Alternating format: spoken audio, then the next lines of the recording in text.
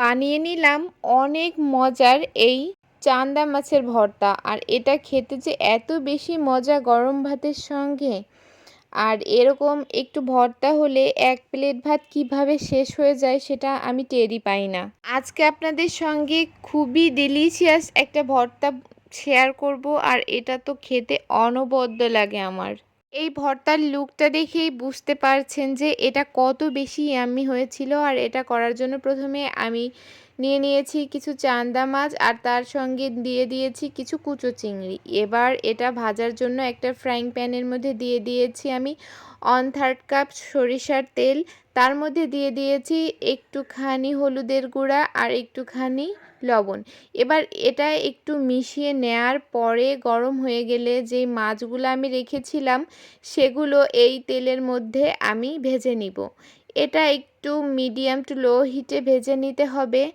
আর এটা অনেক বেশি কড়া করে ভাজা যাবে না, মোটামুটি একটু নরম থাকা অবস্থাতেই এটা নামিয়ে ফেলতে হবে। এই যে দেখুন আমার মাছটা প্রায় ভাজা হয়ে গেছে।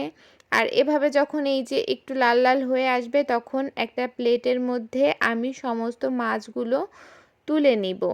এবার এই তো একটা প্লেটের মধ্যে আমি সবগুলা মাছ তুলে নিয়েছি। তারপরে আমি এর মধ্যে আবার এই সেম কড়াইয়ের মধ্যে দিয়ে দিলাম আরও কিছুটা সরিষার তেল।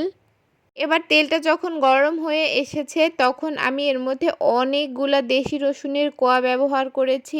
আর এর মধ্যে 3টা পেঁয়াজ ব্যবহার করেছি। আর পেঁয়াজের টুকরোগুলো একটু বড় করে নিয়েছি। আর তার মধ্যে দিয়ে দিয়েছিলাম কিছু কাঁচা মরিচ, মাঝখান থেকে ভেঙে এগুলো ভেজে নিয়েছি। এবার একটা শিলপাটার মধ্যে এগুলা আমি ঢেলে নিব। এবার এগুলো একটু খুব ভালো করে বেটে নিতে হবে।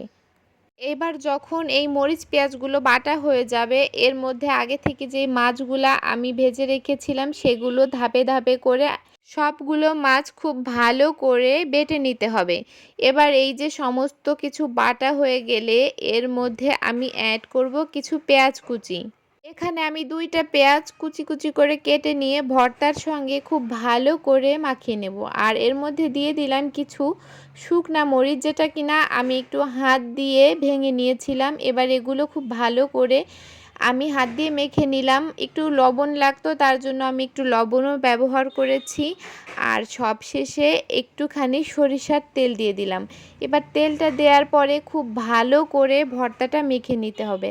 আর এই তো দেখুন কত সহজে আমি তৈরি করে নিয়েছি এরকম ইয়াম্মি একটি ভর্তা। বাসায় একবার হলেও ট্রাই করে গরম ভাতের সাথে মেখে খেয়ে দেখবেন, খেতে কিন্তু দারুণ লাগে। আজকের এই রেসিপিটি আপনাদের কাছে কেমন লেগেছে অবশ্যই জানাবেন। আর সবাই ভালো থাকবেন। আল্লাহ হাফেজ।